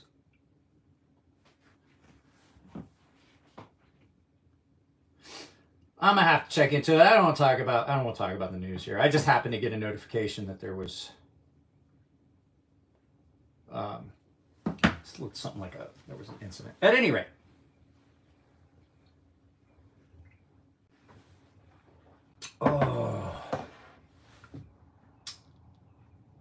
is, you know what? I'll show you what I'm talking about the blade length from the pivot. Let me go grab the PM2 because these are really, really comparable knives. I see that my dog has been in the clothes. Grab this too. More accurately illustrate my point. My dog has been in the the clothes basket of clean laundry. He loves socks. He has found a pair of socks and took off with it. Did he go back? No, there he is. He's got a pair of socks that he had out there that now are all slobbery and wet. So these knives almost mirror images of each other, right? This is just a little bit smaller. This knife is great, but out here, I'm a little further removed from the control of this. On this knife, I'm all the way there. It's locked in. I have really good control of this knife at the tip, right? This is probably the best EDC knife anyone makes anywhere. It's the best knife you're ever going to get, is the Spyderco PM2 in its multiple variations. It is the best EDC knife on the market. If you want a self-defense knife, it's really good. It's easy to control, right? You want to be able to choke up on something and have a good usable blade, you've got this. You can do all. This is the best EDC knife, hands down, on the market. It's not my favorite knife, but I can admit that this is probably the best option for everyone if you're looking for an EDC knife. I don't like the Para 3. It feels short and stubby. It's almost like somebody broke the tip off one of these and repaired it. I don't like that blade to handle ratio, even though it's a very good knife for a lot of people. This is just about perfect. Here is another case of what I was talking about blade to handle ratio, and I can demonstrate that. While this is not a skinning knife, do you see how your blade's a little shorter and stubbier? You got that belly there. The fact is, you've got really good control of this. There's a smaller version of this knife. This is the Django XL. The Django that has a smaller version, the original, which for outdoor purposes would be perfect for a lot of outdoor scenarios. A clip point blade gives you a nice belly with that tip up, less chance of you popping a gut if you're doing some skinning. Longer handle, shorter blade, you've got a lot more control of what you're doing at the work surface than if it was out here. The Buck 119 Special has got a very similar blade shape. I don't think I would want to try and use it to do a lot of skinning and things. It's a lot further past. You're a lot further out there. Something like this is going to be really good for small game, even larger game. You could get away with, you could do a deer with this. So that's why whittling knife is a 1/4 inch blade. Yes, a lot easier to control. I have a knife that's kind of similar to that. We talked about it. It's that Voss. Go back out.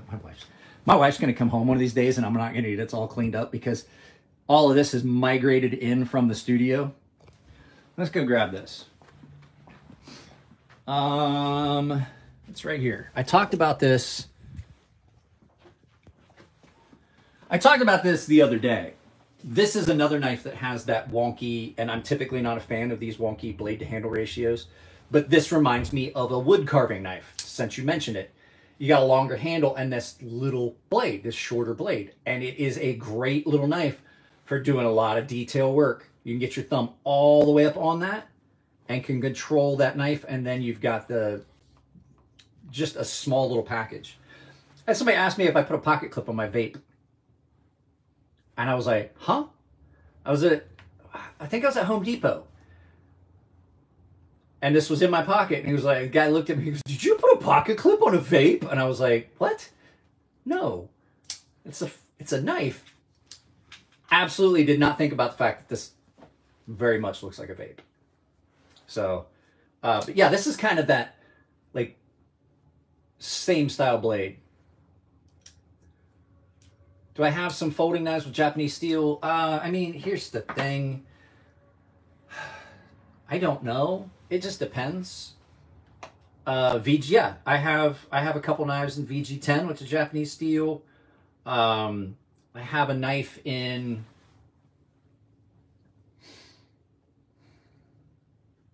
Hitachi blue steel. But here's the thing. Japanese aren't really famous for making a lot of steels. Like their steels that they made were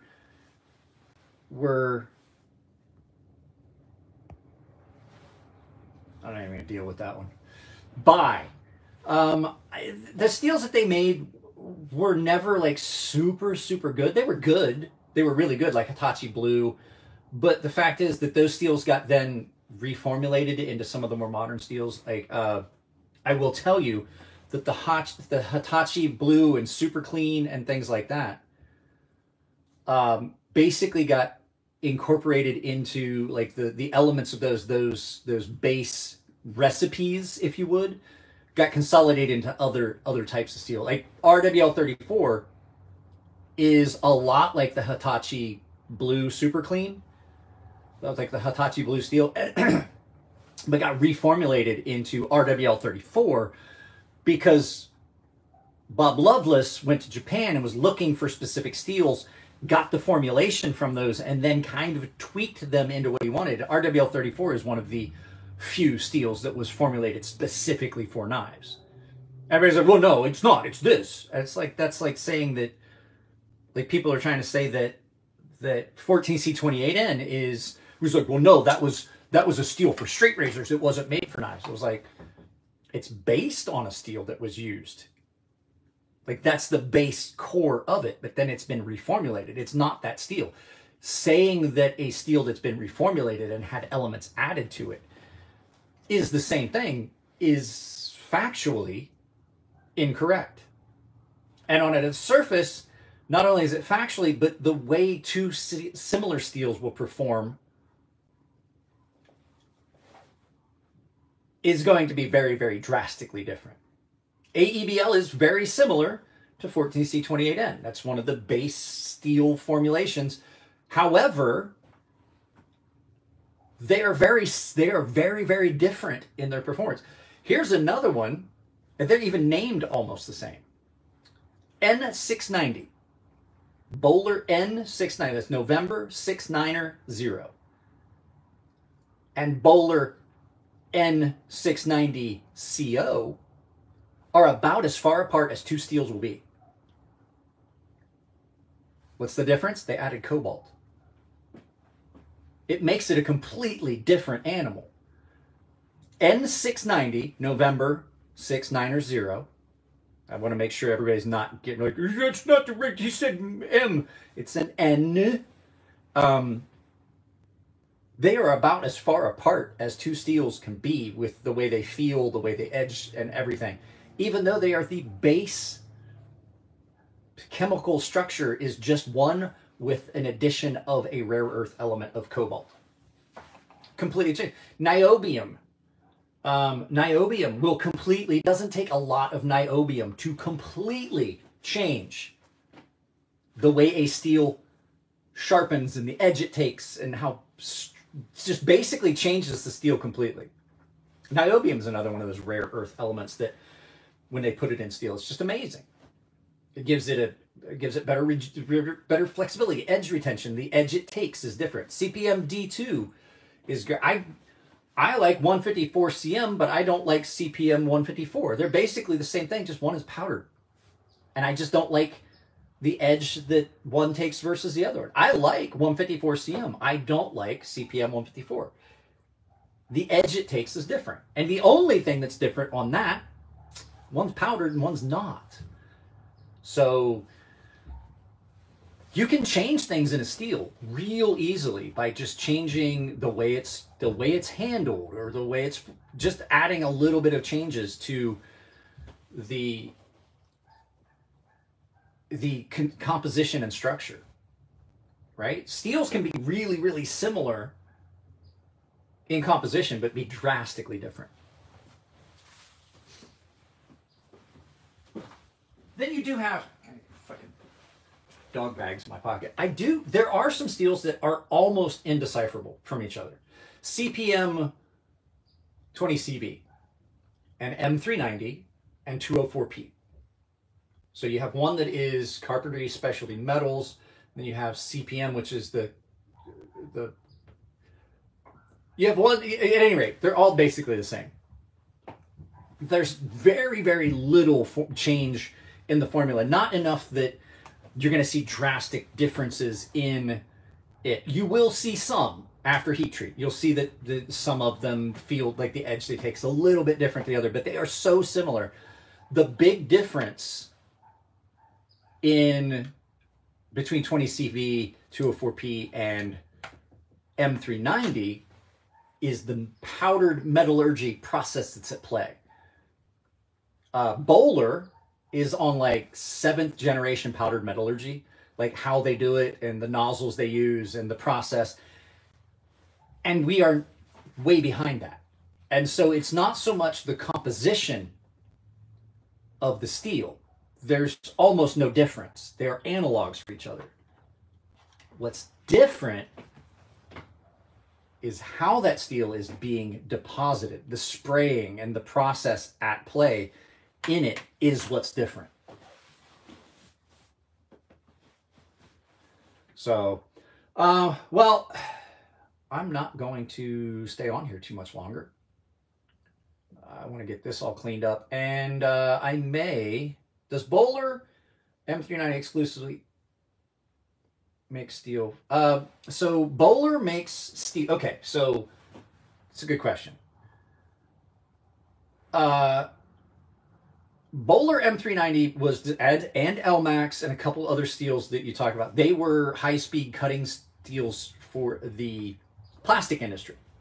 Elmax was, M390 was, so was Maximet, and, well, those were for the metal cutting. But at any rate, Böhler made those steels, and you could get it for knives. The problem was it was mainly designed for plastics cutting industry. It just so happens the plastic cutting industry has been great. Always feels like there's something new out there. There is, but like I think we've reached a point where we don't really need anything new. Do we really? Have we reached a point where we need to keep making new formulations of steels? I don't think we really do. But like, hey, everybody likes what they like. So, at any rate, so what happened was Böhler would make all this steel for the plastics cutting industry, and if you could get some leftovers to make knives with, that's what you get. Well, then some of the other companies started making 20CV and things like that were more, I guess, were made more available to knife makers.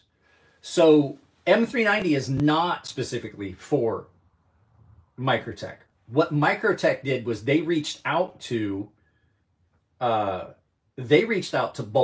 Where's my? Usually it's in my pocket.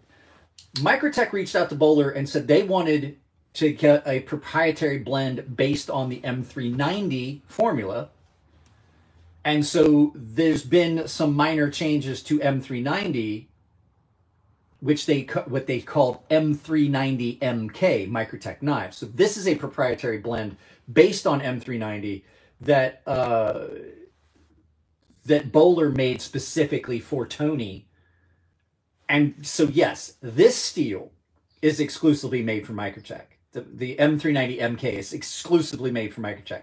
M390 is not. So it's two separate steels because it is a different formulation.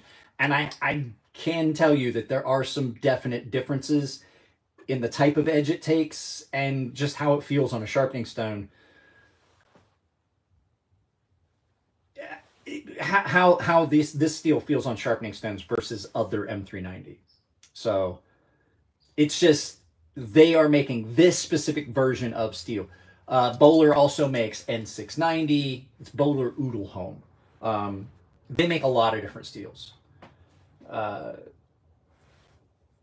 company that makes Damasteel, the company Damasteel, also is the same company that makes RWL34. Those are another set of companies that make some really cool stuff. So it's a yes and no. Böhler does make a steel specifically for Microtech, but it's not just M390. They have their own proprietary thing. And I think that Böhler Udelholm is starting to make more stuff tailored towards like making more of some of the steels tailored towards use in knives. Elmax is not as popular in the plastics cutting industry as it used to be, but they still make Elmax and it winds up winding up in knives. And Elmax is an incredible steel. This is an Elmax, probably the best heat treat on Elmax I've ever had. This is that Kunwu Django XL. Another knife in Elmax. Elmax takes an incredible factory edge as long as you don't overheat it. We're going to see how this is. We're going to see how Vosteed did. Vosteed usually does a really good job with their stuff. K390. This is in a Bowler steel that I had never heard of. Did not even know it existed. This is in Bowler 3. This is in Bowler K329. Had never heard of that. And I gotta tell you, it's some good stuff. This is really, really good at the impact resistance and chopping and things that I did. And has held up to some serious rigors, but then was not that hard to sharpen. So Bowler makes a lot of steel. Bowler makes N690, N690 Cobalt. Lots of stuff out there. So at any rate, guys, I am going to get off of here. I just don't feel like doing this anymore. It's not you. It is me. It's 100% me. And I'm like, you know what? For my own mental health, I'm not filming today. I'm not going to fuck around with the editing on any of those videos. There will be a video going up on Friday. I promise you that. But I think that couch is looking mighty enticing. I think I'm just going to go grab my Kindle and take a mental health day and sit on the couch and read a book. So after I put all this shit away. Lots of shit. Guys, like I said, I cannot express to you enough how much you need to go check. I'll do this for the next 6 minutes.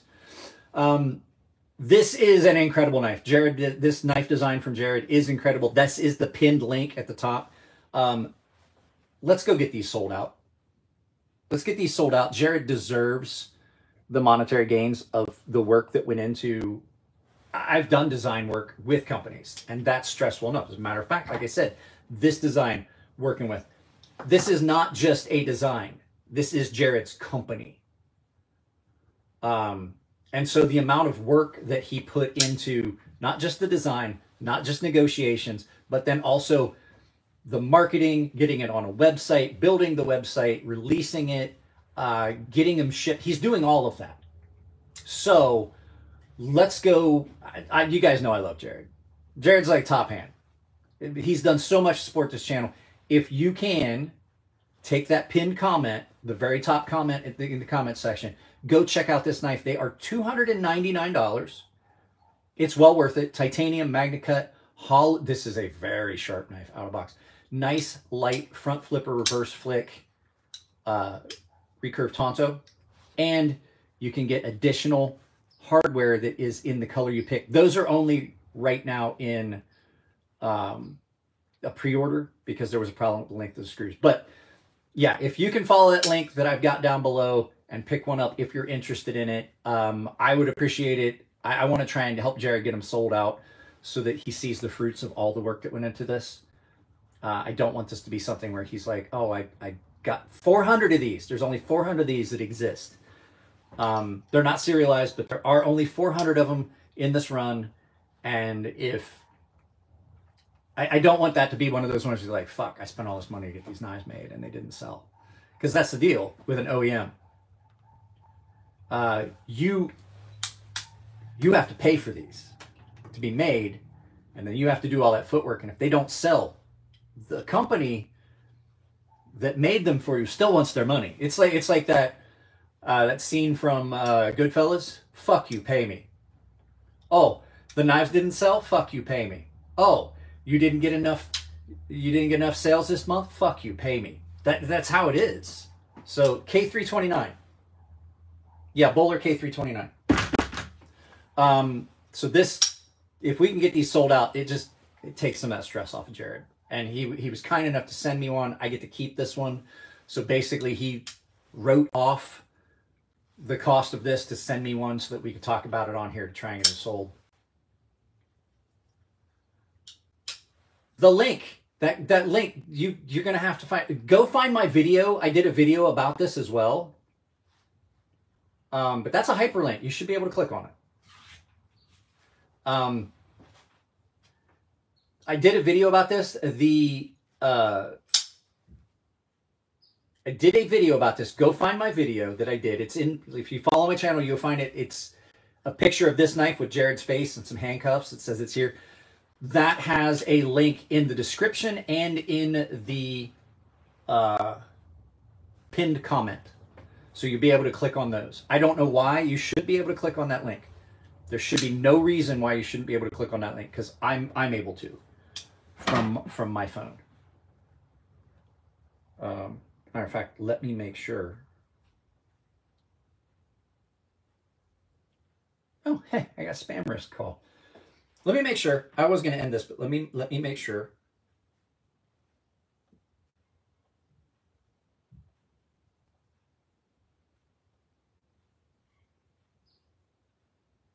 Huh. Well, it's weird. I guess you can't. Go find the video I did. Go find the video I did, and Papa, Papa, Papa, Papa, Perch Papa, you cuck. Go sit in your cuck chair, and he's the kind of guy that would let his girlfriend snowball him after, he'd let his wife snowball him after after her boyfriend popped off in her mouth. The only reason I know what snowballing is I had a buddy that was like spending it. We were on the ship, and he spent a lot of time on the internet because it was a reactionary watch, and so he's on the computer. And so he was like, "Do you know what snowballing is?" He found Urban Dictionary, and I was like, "What?" And he goes, "That's where like you pop off in her mouth, and then she spits it in yours." I'm like, "It's called snowballing." I'm like, "Please stop. Please stop. That's disgusting."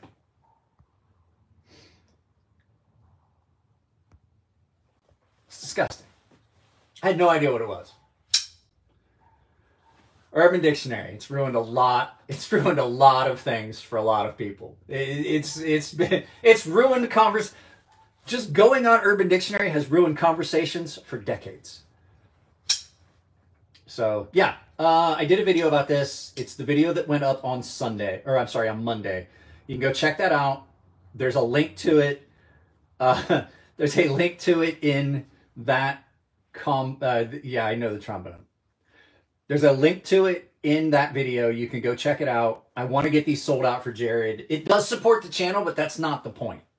Like, I would still be doing this even if I didn't have an affiliate link. But Jared was kind enough to give me an affiliate link to help me share in the profits. But the big one is go check this one out. Guys, I'm going to get off of here. I got to put all this stuff away, and I don't want to do anything for the rest of the day. I'm having one of those days. Guys, I love y'all. Take it easy. I'll see you next time. We'll do this again. Maybe we'll do that again this weekend. I don't know. If I'm not doing anything Saturday, I am going out. Oh, so I am going out to the desert. I have some things I want to test. I wanted to let you guys know. Don't expect to get responses to comments until Saturday about this time. I am going to go out there. I have my tent and everything packed up. I am going out to the desert tomorrow and Friday, and I will be testing things. I have some things that I want to test, and I want to do some stuff, and I have some outdoor gear that I haven't tested yet. I'm not going to be filming it. I don't. If you guys ask, how come I never film testing? I don't like watching testing, and therefore I don't like filming testing, because if I film testing, then I have to edit testing, which means I have to watch testing, and I find testing videos to be very boring. So occasionally I will throw in like cardboard cut tests or a quick clip of me doing some chopping tests on something out here. And if you see that, like, I'm only like, oh, he's not trying real hard to chop, I have a fucked up shoulder. I'm not gonna lie to you guys. Somebody commented about it when I did the chopping section on this video about this knife. They're like, well, you're just really not chopping my shoulder. I can't do the full swing. And so with that being a problem, you will notice that the chopping that's done in that is done only with my elbow. I'm not using my shoulder. Until I figure out what's going on with this, there's not going to be a lot of like the vigorous chopping like I've done in some of the other videos. So you're just not going to get it. I apologize. You get the tabletops. I don't mind doing that. I don't mind editing that. I just hate watching testing videos. Like if you're going to put up a video and you're going to test a knife, 9 times out of 10, I'm going to skip through that section. Or if that's all the video is, I'm like, yeah, no. I find them boring. There were guys that their entire channel was just cutting on sisal rope. And I was like, why is this a thing? Why can't you do that and then tell me the benefits of the steel and the knife and tell me, you can keep the record, like how many pieces of sisal rope did you cut? I'm fine with that. I don't really want to watch it. Since I don't want to watch it, I don't want to film it, because if I film it, then I'm going to edit it, which means I got to watch it. My channel, damn it. So, yeah, check out the video about this. I did 2 videos. There should be a link to this knife in both videos. I want to get them sold out. Also a community post with a picture of this knife and a link for purchase. So, guys, I'm out of here. I got to get out of here. I got to put this stuff away. I love y'all. I'll talk to you later.